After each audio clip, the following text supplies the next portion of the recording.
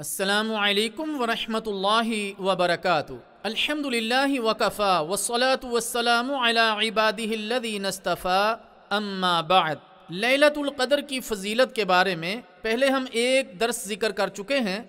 اس کا بقیہ حصہ ابھی آپ احباب کے سامنے ذکر کیا جا رہا ہے۔ نمبر 6، اس رات میں ہر حکمت والا کام تقسیم ہوتا ہے، یعنی ہر کام لوح محفوظ سے لکھنے والے فرشتوں کی طرف منتقل ہو جاتا ہے کہ سارے سال میں اموات اور رزق اور جو کچھ سال کے آخر تک ہوگا وہ سب لوح محفوظ سے منتقل ہو جاتا ہے، اور ہر امر محکم ہوتا ہے،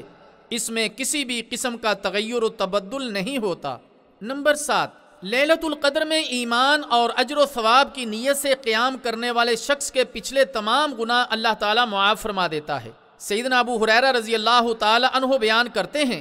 کہ نبی مکرم صلی اللہ علیہ وسلم نے فرمایا، جس نے بھی ایمان اور اجر و ثواب کی نیت سے رمضان مبارک کے روزے رکھے اس کے پچھلے تمام گناہ معاف کر دیے جاتے ہیں، اور جو شخص بھی لیلۃ القدر میں ایمان اور اجر و ثواب کی نیت سے قیام کرے اس کے پچھلے تمام گناہ معاف کر دیے جاتے ہیں۔ لہٰذا مسلمان پر واجب ہے کہ وہ نبی مکرم صلی اللہ علیہ وسلم کی اقتداء کرتے ہوئے ان آخری 10 دن اور رات لیلۃ القدر کی تلاش کے لیے عبادت کرے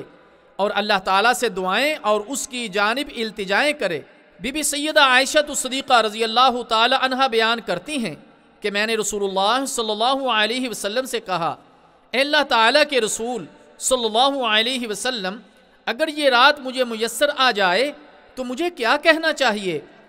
تو نبی کریم صلی اللہ علیہ وسلم نے فرمایا کہ تو کہہ، اللہم انک عفو کریم تحب العفو فاعف عنی، اے اللہ تو معاف کرنے والا کرم والا ہے اور معافی کو پسند کرتا ہے، لہٰذا مجھے معاف کر دے۔ لیلۃ القدر پہچاننے کی علامات اور نشانیاں۔ پہلی علامت، ابی بن کعب رضی اللہ تعالی عنہ سے ثابت ہے کہ نبی کریم صلی اللہ علیہ وسلم نے فرمایا کہ لیلۃ القدر کی علامات میں یہ بھی ہے کہ اس صبح سورج طلوع ہو تو اس کی شعاعیں نہیں ہوتی اور وہ ایسے ہوتا ہے جیسے تھالی۔ دوسری علامت، نبی کریم صلی اللہ علیہ وسلم نے فرمایا،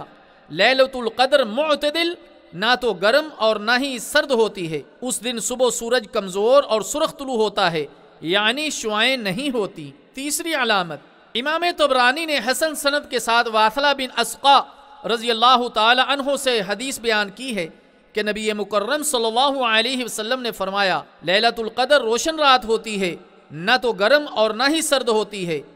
اور اس میں کوئی ستارہ نہیں پھینکا جاتا، یعنی شہاب ثاقب نہیں گرتا۔ اسے طبرانی کبیر میں روایت کیا گیا ہے۔ لیلۃ القدر کی نشانیوں میں یہ 3 احادیث صحیح ہیں۔ اس سے یہ لازم نہیں آتا کہ جس نے بھی لیلۃ القدر کو پا لیا اور اس میں قیام کیا وہ اسے حاصل بھی ہو گئی ہوگی، بلکہ اس میں معتبر تو اخلاص نیت اور کوشش ہے، چاہے اسے علم ہو یا نہ ہو، اور بعض اوقات ہو سکتا ہے جنہیں اس کا علم بھی نہیں ہو سکا وہ اپنے اجتہاد اور کوشش کی بنا پر اللہ تعالیٰ کے ہاں لیلۃ القدر کو جاننے والوں سے کئی درجے افضل اور بہتر ہوں۔ اسی طرح اس آخری عشرہ میں کوئی خاص عبادت تو ثابت نہیں اور نہ ہی اس کا طریقہ، لیکن اس آخری عشرے میں ان مقدس راتوں کو غنیمت سمجھ کر تمام مسلمان مرد و عورتوں کو چاہیے کہ نیک نیتی اور خشوع و خضوع کے ساتھ عبادت الہی میں مشغول رہیں،